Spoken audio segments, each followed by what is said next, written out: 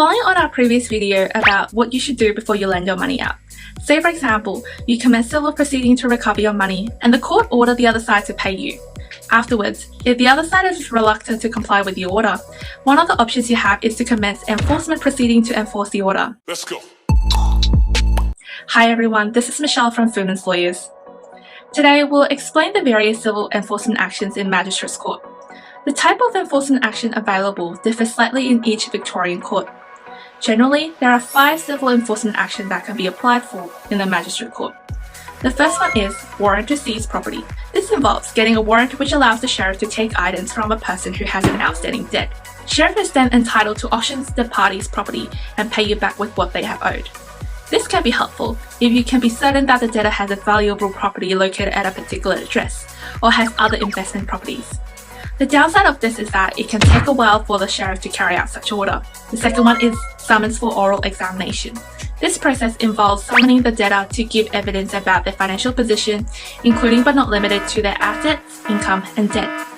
The evidence provided by the debtor will assist their creditor to determine what is the most appropriate method of enforcement. The third one is attachment of debt. This method is to recover money through a third party, such as a bank.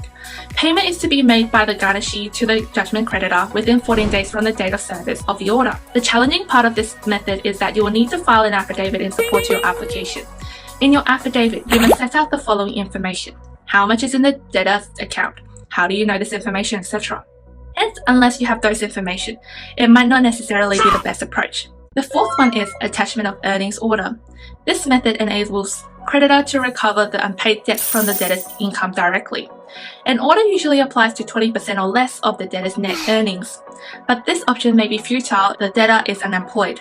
The final option is installment order, which enables the debtor to pay off the court-ordered debt in a set amount in weekly, fortnightly, or monthly intervals. The amount the debtor is required to pay is the judgment amount, cost, and interest.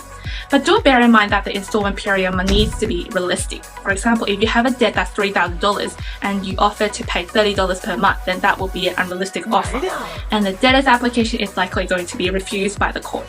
There isn't the best option to enforcement proceeding. It depends on the circumstances and your case. Hence, if you have a court order ruled in your favor but not sure about what enforcement action to take, please feel free to contact us.